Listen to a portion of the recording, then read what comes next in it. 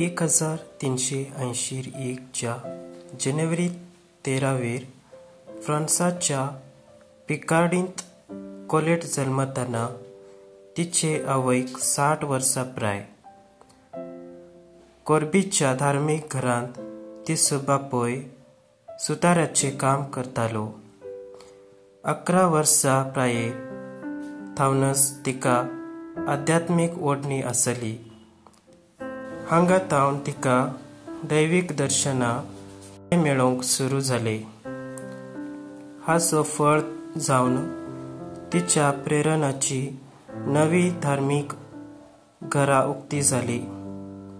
ती मरण पावतना असली 17 कुंवारां आनी दादल्यांची 14 धार्मीक घरां अस्तित्वाक आयली.